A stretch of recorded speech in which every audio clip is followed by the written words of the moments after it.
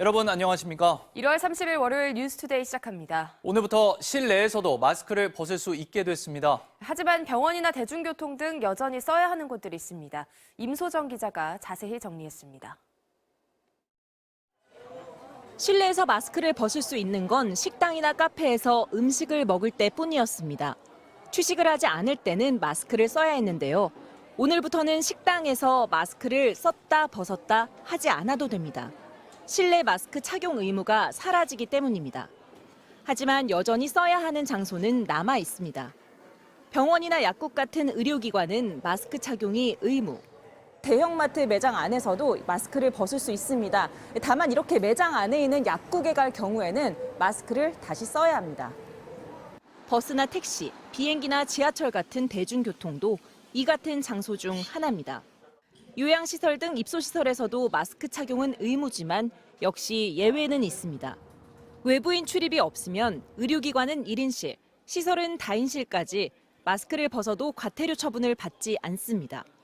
통학버스를 제외하곤 어린이집이나 곧 개학을 앞둔 학교에서도 마스크 착용은 자율에 맡겨집니다. 이 밖에 지자체마다 마스크 착용 의무 장소를 추가로 정할 수 있어 확인할 필요가 있습니다.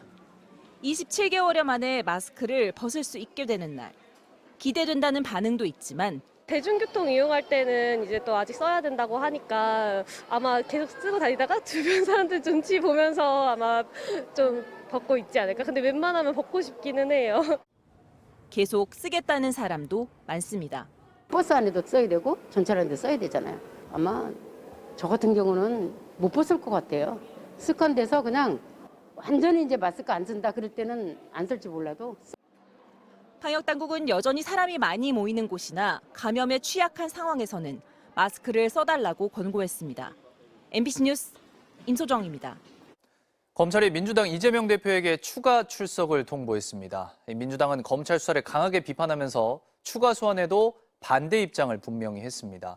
국민의힘은 이 대표가 뻔뻔하다며 맹비난했습니다. 이동경 기자입니다. 이재명 대표에 대한 검찰 수사를 정적 제거를 위한 보복 수사로 규정한 민주당은 어젯밤 3시간 넘게 비공개 최고위원 회의를 열었습니다. 회의 결과 민주당은 기존의 정치탄압 대책위를 윤석열 검사 독재 정권 정치탄압 대책본부로 확대 개편하고 조만간 서울에서 국민 보고대회를 개최하겠다며 장외 투쟁을 예고했습니다. 검사 독재에 의한 공포 정치가 크게 달하고 있다. 그래서 민주당은 향후 민생 민주 회복을 위한 원내 활동을 적극 강화해 가기로 의견이 모아졌다.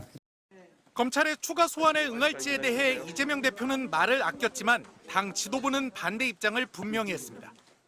그야말로 그 괴롭히기 수사 또 망신 주기 수사의 목적이 다분히 그런 목적이 크다 이렇게 보기 때문에 대부분의 우리 우리 최고위원들께서는 대표가 출석해서는 안 된다 이런 의견이 대부분이었고 또 이상민 행안부 장관에 대한 탄핵 추진과 김건희 여사 특검을 위한 당 TF 조사에도 속도를 내기로 했습니다.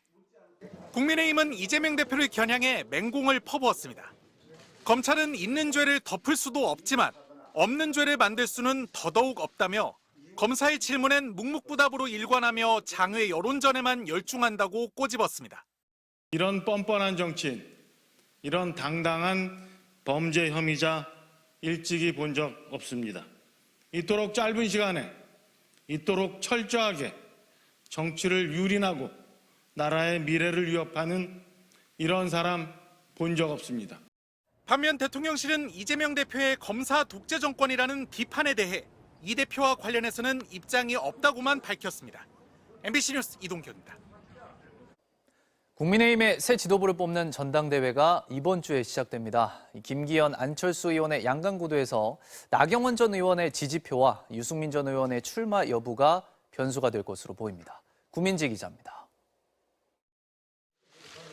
국민의힘이 이번 주 목요일과 금요일 이틀 동안 전당대회 후보자 등록을 받습니다. 본선에 몇 명을 올릴지 정하는 컷오프의 방식도 내일 열리는 당 선관위 회의에서 결정됩니다. 초반 선거 구도는 김기현, 안철수 두 후보의 2파전입니다. 두 사람은 어제 서울과 경기 양주에서 각각 청년들을 만나며 수도권 청년 표심을 공략했습니다. 내년 총선 공천을 놓고는 공정성을 강조하며 서로에 대한 견제 메시지도 내놨습니다. 대통령이 되어야 되겠다라고 생각할 때는 내년도 총선의 공천하는 과정에서 자기 편 사람을 넣고 싶은 유혹이 당연히 커질 수밖에 없습니다. 공천 과정에서 가장 공정하게 할 수 있는 사람이다.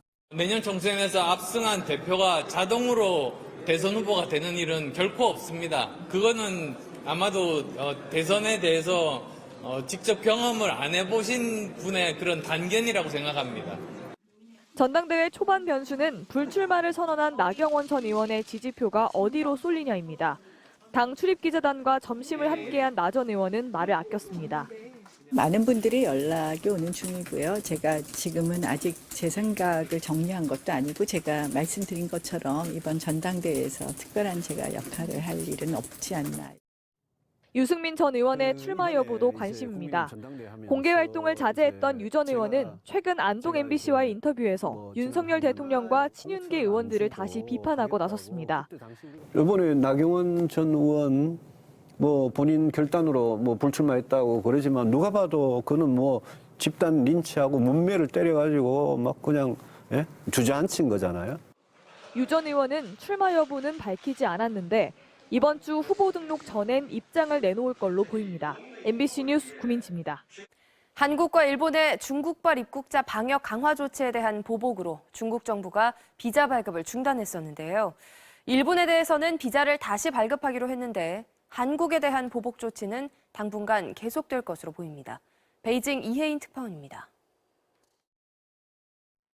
일본 주재 중국 대사관은 어제부터 일본 국민에 대한 중국 일반 비자 발급을 재개했다고 밝혔습니다. 비자 발급을 중단한 지 19일 만입니다. 중국 정부는 지난 10일 한국과 일본의 중국발 입국자 방역 강화 조치에 대한 대응으로 양국 국민에 대한 비자 발급을 중단한다고 발표했습니다.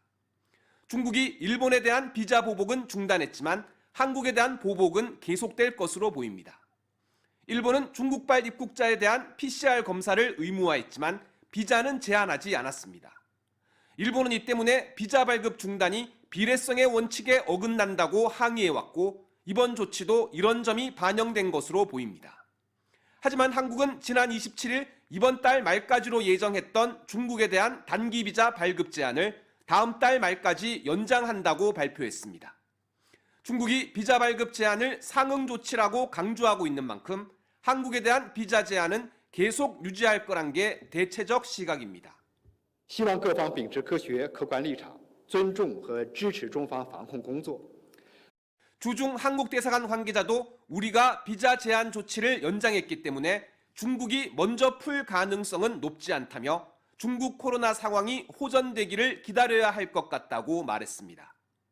중국 정부와 관영 매체들은 한국의 비자 발급 제한 조치 연장에 대해 아직 입장을 내놓지 않고 있지만 일부 중국 네티즌들은 한국 상품 불매 운동을 거론하는 등 격앙된 반응을 보이고 있습니다. 베이징에서 MBC 뉴스 이혜인입니다.